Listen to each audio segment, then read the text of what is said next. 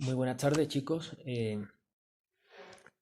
Vamos a comenzar las grabaciones para las clases que vamos a comenzar a tener a partir de ahora por este medio, ya que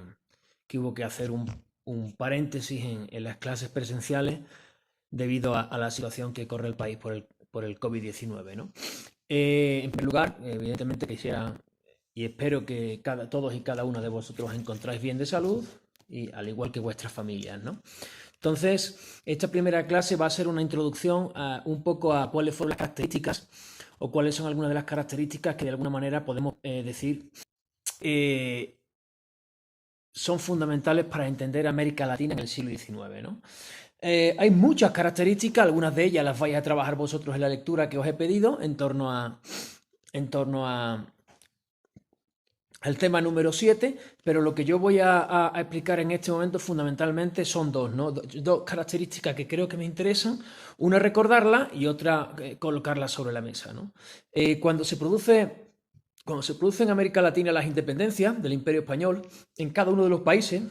ya podemos recordar que las independencias son diferentes, no es lo mismo la independencia de México que la independencia de la Gran Colombia, ¿no? O la independencia del Brasil,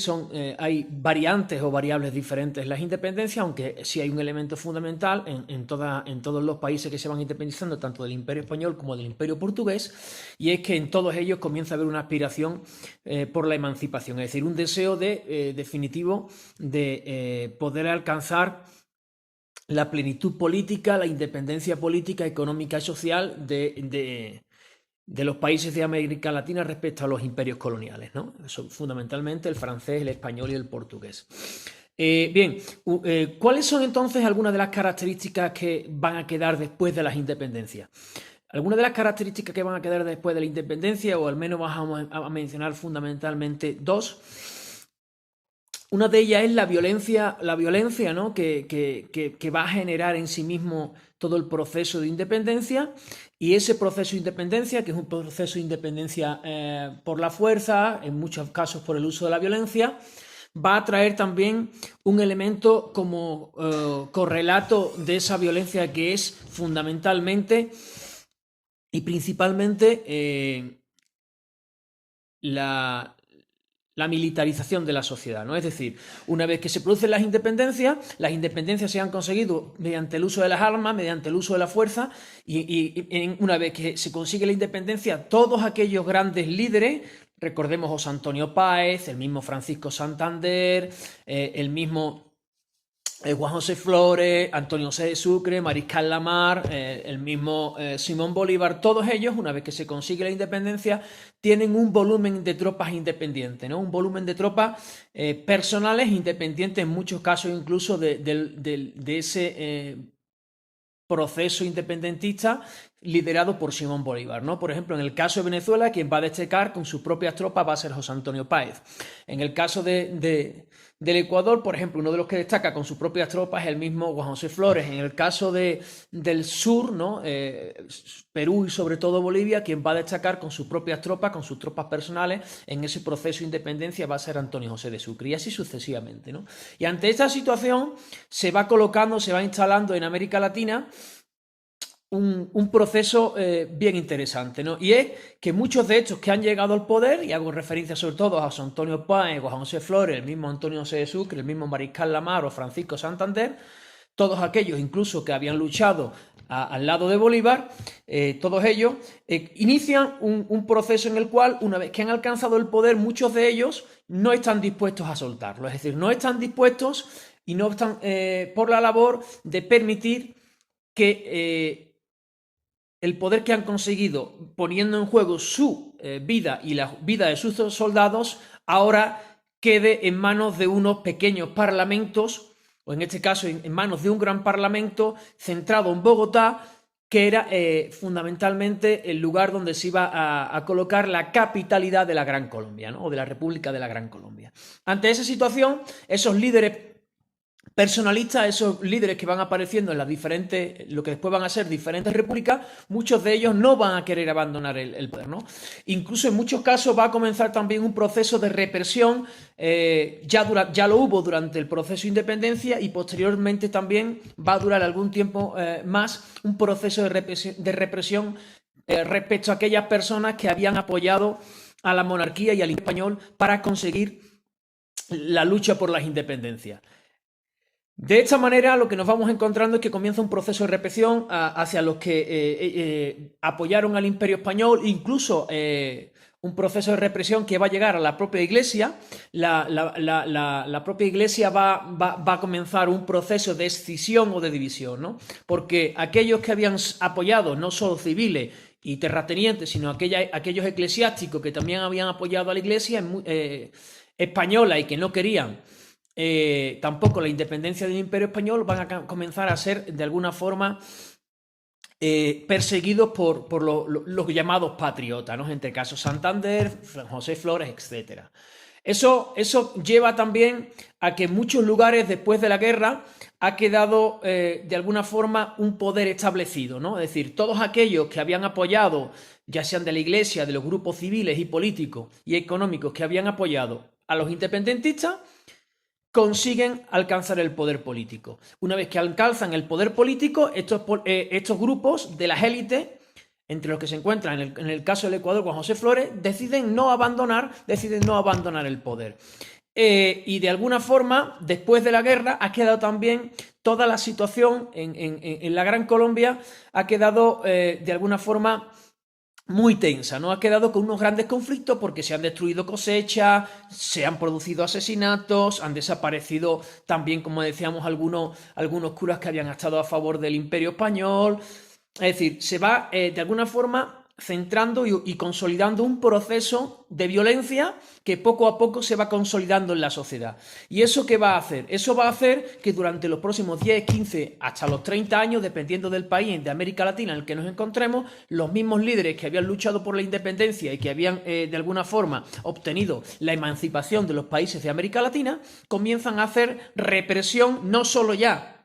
sobre los grupos que habían apoyado al Imperio Español una vez que se consigue la independencia, sino también sobre ciertos sectores de la sociedad, porque muchos de ellos quedan excluidos y quedan marginados del propio poder político de las nuevas repúblicas nacientes, ¿no? Primero de la Gran Colombia y después de países como Colombia,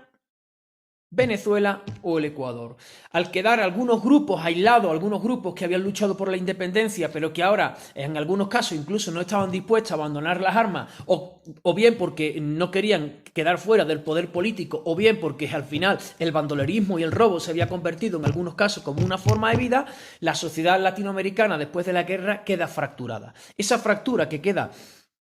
en la propia sociedad latinoamericana después de la independencia, esa fractura social con tantos grupos, unos luchando por el poder, otros luchando por la supervivencia y otros que aspiran a tener el poder pero que no lo han conseguido, y en otros casos porque la lucha por la emancipación trae también consigo un enorme problema, y es que ni a los esclavos ni a los grupos indígenas terminas de dársele un derecho político. Al final las repúblicas terminan instaurando unos modelos políticos en los cuales tan solo una pequeña parte de la población, es decir, los criollos, terratenientes y hacendados fundamentalmente, quedan con el poder, y toda esa situación va generando una serie de conflictos en América Latina, una serie de conflictos en las nuevas repúblicas nacientes que tienen a la sociedad durante un largo tiempo viviendo unos fuertes periodos de conflictos, de persecución, de asesinatos, de robo, que en muchos casos las nuevas repúblicas o las recientes repúblicas, como el caso ecuatoriano, trata de alguna forma sofocar mediante el uso de la fuerza. Entonces, todas aquellas tropas que habían sido utilizadas en muchos casos para la lucha por la emancipación y la independencia, ahora quedan como tropas policiales al servicio de las élites, ¿vale? De alguna manera. Ese sería uno de los elementos de las características fundamentales. Vais a encontrar más en la lectura, pero creo que esa